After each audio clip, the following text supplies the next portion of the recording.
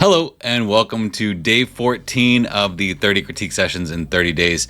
Today we're going to be looking at F64 Elite member MARILYN OWEN's image, but before we do that, we got to get to the twist. And this twist comes from Susan Nelson, a longtime F64 Elite member. Twist: use the Zone System Express and or palette effects. Haven't seen you use them in a long time. I haven't really used those much in my tutorials because the visionary panel has taken precedence, so let's get into the critique and then we'll get into the work. So F64 Elite member MARILYN OWEN provided this image for us, and I really enjoy this. You know, when I see that boat out there, I think of this as that maiden voyage, you know, like that voyage that you've been looking forward to for a very long time.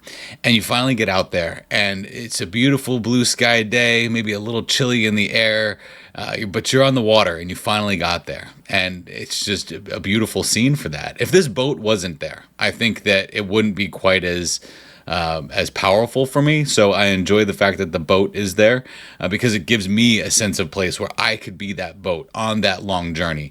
I'm so small, and this journey feels so big, and the image around it makes it feel so big because of that. So I enjoy the space that you've created for us. And, you know, this is one of those images where sometimes people say don't photograph at 2 o'clock in the afternoon because the light's horrible or this or that. I don't care. I'll take a picture whenever. If I see that there's something beautiful in front of me, I'm going to photograph it. And I think that this is one of those instances. But I will say that there is a way that you can manipulate any photograph, regardless of the time of day, to make it have some impact on the viewer. And I will stand on that hill. I know many people might think I'm crazy. Some of my peers might think I'm crazy for saying that. But I will say you can make any image have impact on somebody. And we're going to show that here in this critique when we get into the work. So how I'm going to do that, though, is I'm going to navigate through the disconnects that I have. The disconnects that I have with this, the first one is it feels like a well-processed photo, but my state, how I operate, is I get myself to a point where the tones and the colors look good, and then I deviate and I go into the effect world, and I allow myself to just have fun and to play like a painter and to exaggerate effects, to draw the eye into these various different places. I don't feel like you're drawing me anywhere other than maybe the sky, because that has the brightest brights in it. And this isn't about the sky. This is about the boat. So we need to reverse the conversation. So this is about the boat and not about the sky. Once we do that, the connect will start to happen. And I think that that's the major disconnect that I have, is that we have this awesome voyage. We've got this boat that's going out to do its thing, but it doesn't feel like we're giving that boat the presence that it deserves for the adventure that it's about to go on. And when we make that connection with the viewer, that's when this image will sing. So let's jump in and do the work with panels I haven't used in a long time. Okay. So first things first, I'm going to put the tone assessment tool on. That's the first thing that I like to do to assess the image. And just as I suspected, we are looking at the sky. We aren't even looking at the boat. The boat becomes an afterthought. So we need to make the boat the forethought, and we need to make the rest the afterthought. That's what we're going to be working on when we use the Zone System Express and palette effects. So in the Zone System Express, I have this button in here that I have called Tone Sculpting. It's the same button that is over in the visionary panel that has tone sculpting. It's also the same tone sculpting that I discussed in a course on F64 Elite called The Game of Tones. And what this does is it allows us to look at the tones that are in the image and push and pull them in their midtones, highlights, and shadows. But it's just the tonal structure. We're actually modifying the tone clusters. These clusters and how the image is read is basically what we're modifying. That's why the tone sculpting is so powerful, because it modifies the clusters that the viewer's eye is looking at. So for the darks, they don't need to get any darker. I might make them a little bit brighter, make the midtones a little bit on the brighter side here, and just pump that up like that, and then pull this down in the highlights so that they don't get too bright. And that's a typical curve that I would use for this, to just open up that environment a little bit more, so that with the viewer navigation map, look at that. Now we have some possibility of getting the eye down here on that space. Okay, so let's work a little bit more on this. I'm going to hop over into palette effects now, because that's the tool that I use for a lot of my finishing effects. And you can do a lot of this with gradients. We saw that in, I think it was critique number 8, we used an impactful gradient that just completely changed the look of the scene with one gradient. And the same could happen here. So in the gradients, I want to pick a gradient that I know is going to darken things down around it, but also brighten things up in the center. Now I know this panel pretty well, so I know that that's gradient number 8. That's going to be this blue to ivory. And the ivory here is going to go over the boat, and the blue is going to go over everything else. Now, it's not going to look good right now. It's not supposed to, okay? Don't be throwing anything at me yet. We're going to change this to the reflected gradient, and we're going to drop this down until we get a beam of light across that boat. Maybe even a little bit more, just like this, okay? Boom. So that'll make sure that the water gets a nice gradient over it, and it looks good. Now I can see the path of the light here. And if we look at our viewer navigation map, we are clearly reversing that effect. That's what I want to see right now. I don't want to see this, so this is horrible, guys. Don't look at this and judge me. But I'm going to change this to something like linear light, vivid light, or hard mix. These are blend modes that I use a lot more now. When I drop the fill, we're going to get exactly what we need here. These are blend modes that I use a lot more now than I used in the past. So let's go to vivid light, maybe hard mix. Vivid light's probably going to be the key here because this is going to give us that light of the sun kind of look. Okay, so it's going to darken that area down around it, okay?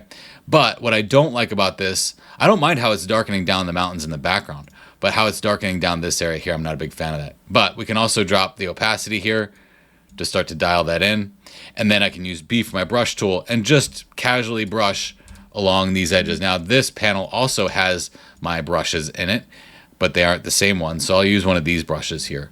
It's just a feathered edge brush, and I can brush this in and dodge this area out right here so that this doesn't get affected quite as much from that blue, okay? Because I don't want that to, that doesn't look very good right there. But that looks pretty good like that, doesn't it? Yeah, I'd say so, okay? And then we could probably even come down and drop this opacity even a little bit more, okay? And that looks pretty good. So before and after, what are we doing here? We're just reversing the eye. Now, when we didn't have the mask on and when the fill and the opacity were as high as they could go, you could really see how we were drawing the eye, which helps us get a visual. And that helps us get a visual of where the eye is going to go. All right, so I've got most of it done here. I'm going to go back into palette effects, and then another gradient I'm going to use is this one right here, which becomes a spotlight. And this I'm just going to drag it right over top of our boat and make that about 40 pixels right there. All right, so it's missing one thing. I feel like we've gotten to a point where we're starting to draw some of the viewer to that boat, okay? And that's exactly what we want. We want them to go to that boat. But there's one more thing. I want this to feel like that voyage concept. Like this is an epic, larger than life kind of feeling that's happening for this. So what I'm going to do in palette effects is there's an effect in here called light haze. And this will help me turn all of the highlight areas into a beautiful kind of blurry kind of haze. So I'll bring that up. This basically tells me exactly what's going to be selected in there. So I might want to reduce that a little bit more. But this is going to be the structure. Basically anywhere you see white is where our haze is going to be. And I'll press OK. And then the Gaussian blur here, do I want it to be low? No, I kind of want that to be higher. As you see, I can pull this up higher and higher and higher. And the higher I pull it, the more hazy that gets. So maybe about right here. That'll help those mountains out for the darkness that we put on them there. Yep, definitely does. All right, that is looking good. So, looking good. Look at our viewer navigation map now, okay? Now, I do want to tone that down in the sky a little bit. It's kind of heavy up there. So, on this mask, I'll use a gradient mask from black to transparency. And when that pops up, I tend to move faster than Photoshop. It's like, bro, hurry up. Right now, it's set to a radial gradient. Let's set that to a linear gradient. And then we can kind of transition that so it's not so strong at the top of the image as it is more towards the bottom of the image, which is where we actually see more of our boat there. And that should be getting the bulk of the light. So does that help? I think it does. Now in our mask, we can drop the density and start to let some of that come through, because I do want that sky to have some of that come through. And look at that. Now, I'd say that this is probably pretty strong in this space right here, so I might take a brush, B for the brush tool, and just brush that out just a little bit in that space. But look at how that just adds this kind of ethereal kind of glow to the image that wasn't necessarily there to begin with. If we grab all these and put them in a group, Control-G, viewer navigation map, okay, we got the viewer there. You see what I'm saying? Like, even images like this where, like, you know you have a good story, you know you have a good concept, but it can be hard to get it over that edge to get the viewer to really see it for what you want them to see it as. This is probably how I would pull this image and push it around a little bit. Let me go ahead and drop that opacity just on the whole group. And look at that. Even got some more tonal value back there in the trees. I painted kind of haphazardly in the in this right here, in this blue to ivory. I would clean that up. You know, just maybe use an actual mask selection for those areas. But even an image like this, taken at, you know, not the opportune time, but has the good bones and good structure, you can get the viewer to look exactly where you want them to look in post-production. I think your work here, good tone, good color processing. Now you need to allow yourself to be an artist and branch off into the artistic effect phase and really let this image just shine. Our showcase image comes from Sonja Bella. We have seen a showcase from her before. As a reminder, it's one critique per individual. But when it comes to showcase images, if I'm scrolling through those images and one of them just stops me in my tracks, because there's over 500 of them, I grab that image, I copy and paste its file name, and I bring it into my spreadsheet, and then I find out who it is. Well, this just happened to grab me and grip me as I was going through there, and it's another one of Sonja's images. And what I love about this is, like, I just see that, first of all, I'm dragged in at an angle, and a very strong angle from here that goes into here. And I really enjoy the space that I'm given to stand as a viewer in this image and see this beautiful panoramic view of water just playing games on these rocks. And that's what it feels like to me. It's just the bang and the splash, and knowing that every splash is different, and every water line that is created from the dragging of the shutter is going to be different from one frame to the next. And whether you stitched multiple frames together to get this, or this is one individual frame, I don't necessarily care, because what you're giving me here is just this epic seascape that just grabs my attention, drops my jaw. And I'm looking at all of the elements in here. You haven't gone too hard with the tone or the color.